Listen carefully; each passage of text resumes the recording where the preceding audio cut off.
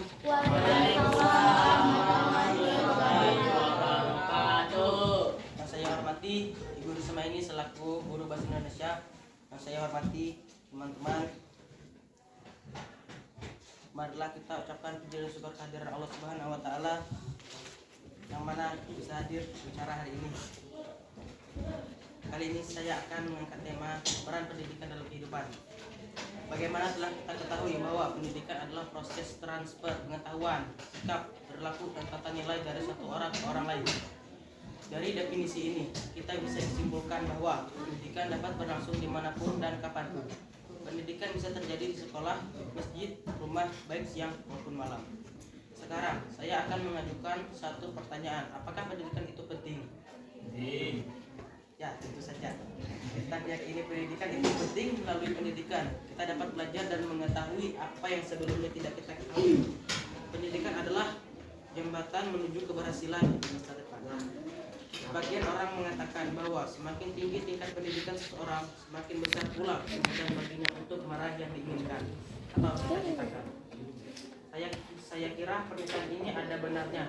Sebagai contoh, seorang dokter yang telah menyelesaikan kuliah di Fakultas Kedokteran selama 6 tahun atau 7 tahun akan memiliki status yang lebih tinggi dibandingkan dengan seseorang perawat yang hanya menyelesaikan program diploma keperawatan selama 2-3 tahun. Formalnya, pendidikan dilaksanakan di lembaga pendidikan seperti sekolah.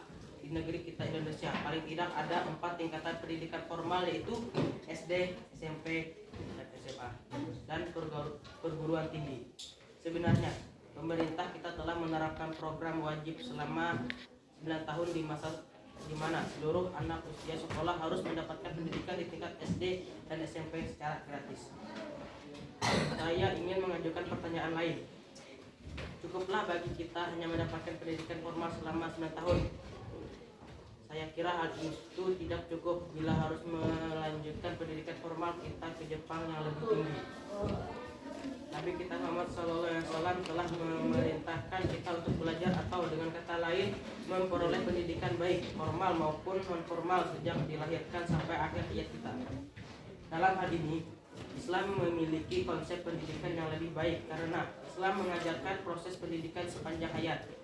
Rasulullah SAW selalu memerintahkan kita untuk menuntut ilmu tanpa batasan waktu dan tempat.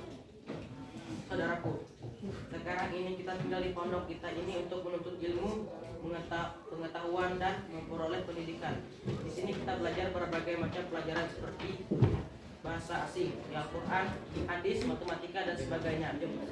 Kita juga dididik oleh para guru untuk berperilaku sesuai dengan ajaran Islam dan kehidupan kita. Oleh karena itu, kita memahami pendidikan tidak sebatas pada aspek pencapaian kognitif, tetapi juga proses psikomotor dan efektif.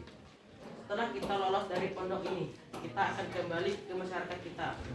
Adalah kewajiban kita untuk mengimplementasikan hasil belajar kita untuk mendidik masyarakat yang nilai-nilai Islam. Tentu kemudian itu harus menjadi suri teladan bagi mereka dalam penerapan ajaran agama kita.